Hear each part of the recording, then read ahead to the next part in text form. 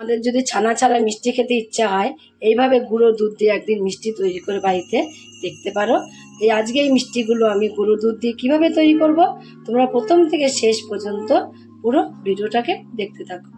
তার জন্য এখানে আমি একটা বোল নিয়েছি, বোলের মধ্যে দেখো এখানে আমি আমল দুধ নিয়েছি।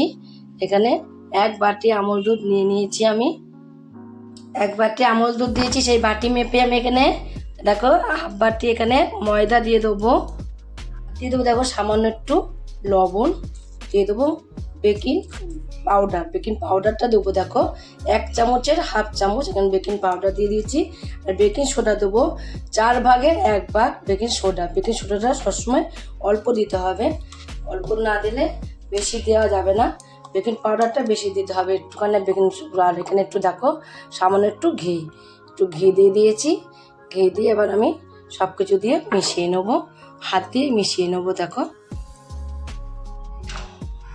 হাত দিয়ে ভালোভাবে সব মিশিয়ে নিয়েছি। এবার এর মধ্যে আমি অল্প অল্প জল দিয়ে দেবো, জল দিয়ে মেখে নেব।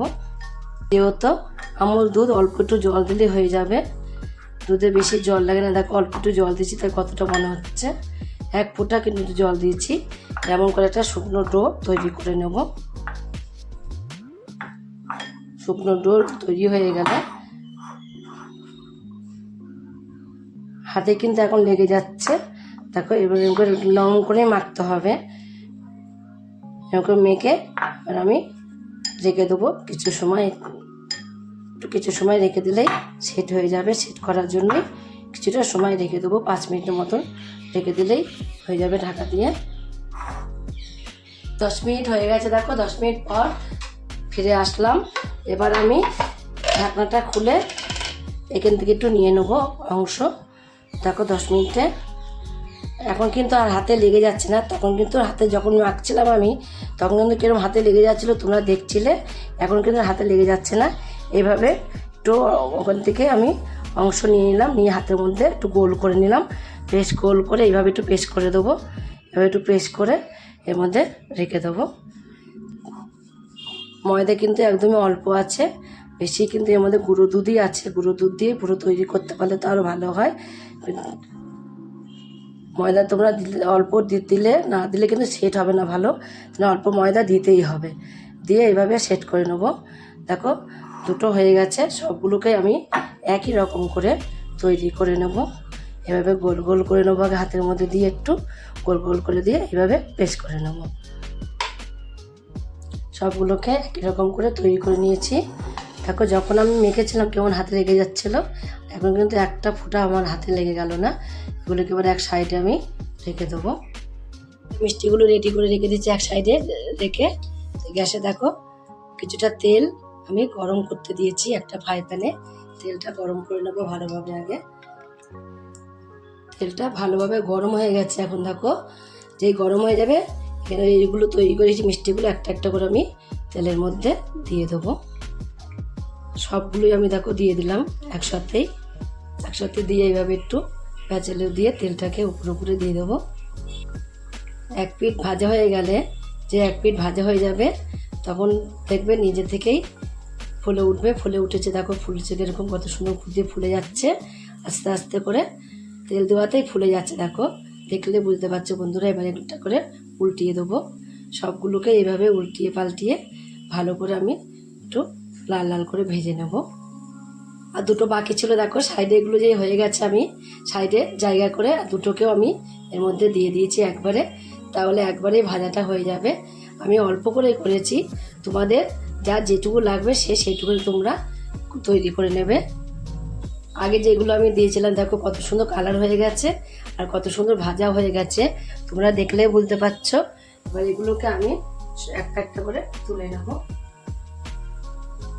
দেখো কত সুন্দর কালার হয়ে গেছে। এবার একটা ঝাঁঝরি হাতে বলে তুলে তেলটাকে ভালোভাবে ঝরিয়ে নিতে হবে, যেন তেল না থাকে। তেলটাকে ভালোভাবে ঝরিয়ে নিয়ে তারপরে তুলে নেব। এই দুটো যে দুটো আমি লাস্টে দিয়েছি সে দুটো একটু পরে তুলবো। আগে যেগুলো দিয়েছিলাম আমি সেগুলোকে আগে তুলে নেব। ওইটাকে নামিয়ে দিয়েছি। দেখো আবার একটা আমি গ্যাসে ফ্রাই প্যান বসিয়ে দিয়েছি, অন্য একটা ফ্রাই প্যান বসিয়ে দিয়েছি। এর মধ্যে আমি এই বাটি মেপে আমি এখানে গুঁড়ো দুধ নিয়েছিলাম, দেখো সেই বাটি মেপে আমি এখানে চিনি নিয়ে নিলাম 1 বাটি। আর যেই বাটি মেপে আমি এখানে চিনি নিয়েছি সেই বাটি মেপে 1 বাটি জল আমি এর মধ্যে দেবো। আর দেবো না জল, 1 বাটিই দেবো। 1 বাটিতে কম কম একটু দিয়েছি। 2টো এলাচকে ফাটিয়ে নিয়েছি, এর মধ্যে দিয়ে দেবো। দিয়ে চিনিটা মেল্ট হতে অপেক্ষায় থাকবো। চিনিটাকে মেল্ট করে নেব, ভালোভাবে ফুটিয়ে চিনিটাকে মেল্ট করে নিতে হবে। এলাচ আমি এখানে ফাটিয়ে দিয়েছি, এলাচ 2টো। তোমরা যদি পারো এলাচের গুঁড়ো এর মধ্যে দিয়ে দিতে পারো। আমি এলাচের গুঁড়ো দিলাম না, এলাচ ফাটিয়ে দিলাম, তাহলে বেশ ফ্লেভারটা ভালো আসবে, খুব সুন্দর একটা ফ্লেভার আসবে। তার জন্য একটু 2টো এলাচ আমি এর মধ্যে ফাটিয়ে দিয়ে দিয়েছি। আর একটা কথা তোমাদের আমি বলে দিই, তোমরা যদি আমি সারাদিন বাড়িতে কি কাজকর্ম করি না করি তোমরা যদি দেখতে চাও, তাহলে ঝর্ণা ঘর কোন একটা চ্যানেল আছে ইউটিউবে, তোমরা সেখান থেকে দেখে নিতে পারো। এই চিনি শিরাটা তৈরি করার জন্য কোনো চিটচিটে ভাব হওয়া দরকার নেই। কোনো রকম চিনিটা যেই মেল্ট হয়ে যাবে তখনই চিনি শিরাটা একদমই তৈরি হয়ে যাবে। দেখো তৈরি হয়েও গেছে, আর চিনিটা কিন্তু পুরো মেল্ট হয়ে গেছে। এবার যে মিষ্টিগুলোকে আমি ভেজে রেখে দিয়েছিলাম সেই মিষ্টিগুলোকে সবের মধ্যে দিয়ে দেবো। সবগুলো দেখো এর মধ্যে দিয়ে দিয়েছি। দিয়ে এবার আমি গ্যাসটাকে অফ করে দেবো। যারা ছানা খায় না, অনেকে কিন্তু ছানা খায় না, তারা এইভাবে গুঁড়ো দুধ দিয়ে কিন্তু মিষ্টি তৈরি করে খেতে পারো, দেখবে কতটা ভালো লাগে খেতে। ছানা পছন্দ করে না বা ছানা খেতেও পারে না অনেকে, ডাক্তারও বারণ করে থাকে ছানা খাবে না। যারা ছানা খাবে না তাদের তো মিষ্টি খেতে ইচ্ছা করেই বটে। যারা এদের ইচ্ছা করবে তাদেরকে তোমরা এইভাবে গুঁড়ো দুধ দিয়ে বাড়িতে মিষ্টি তৈরি করে দেবে, দেখবে কতটা সুন্দর লাগবে খেতে। এবার আমি অফ করে দেবো, গ্যাসটাকে অফ করে দিয়ে আধ ঘন্টা ঢাকা দিয়ে রেখে দেবো। আধ ঘন্টা পর ফিরে আসছি। ঘন্টা পর ফিরে এলাম।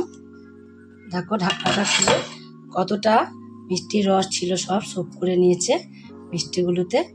তো সুন্দর করে সোপ হয়েছে মিষ্টিগুলোতে। এখন কিন্তু আর বেশি মিষ্টির রসটা নেই। এবার এই মিষ্টিগুলোকে আমি একটা একটা করে তুলে নেব। সব মিষ্টিগুলোকে তুলে নিয়েছি। তুলে এখন দেখো একদম সাফ করে দেবো। তার সাথে একটুখানি নারকেল কুড়া দিয়ে দিয়েছি ওপর দিয়ে ছিটিয়ে। এত সুন্দর লাগছে দেখতে মিষ্টিগুলো। তোমরাও একদিন এইভাবে তৈরি করে খেয়ে দেখো। যদি তোমরা তৈরি করে খেয়ে তোমাদের কাছে রেসিপিটা ভালো লাগে, তোমরা যদি ফেসবুক থেকে দেখো ফেসবুকের পেজটি ফলো করে দেবে, ইউটিউব থেকে দেখো ইউটিউবের চ্যানেলটি সাবস্ক্রাইব করে দেবে, পাশে থাকা বেল আইকনটিটা প্রেস করতে ভুলবে না, তাহলে নতুন নতুন রেসিপিগুলো তোমাদের কাছে তাড়াতাড়ি পৌঁছে যাবে। আর আমার চ্যানেলগুলো নতুন বন্ধুই থাকো, সাবস্ক্রাইব করেনি প্লিজ সাবস্ক্রাইবটা করে দেবে, সবার আগে তোমাদের কাছে নোটিফিকেশন ঢুকে যাবে। ছোট্ট করে লাইক করো, কমেন্ট করো, অনেক অনেক শেয়ার করো। নমস্কার বন্ধুরা, দেখা হবে আবার পরের রেসিপিতে।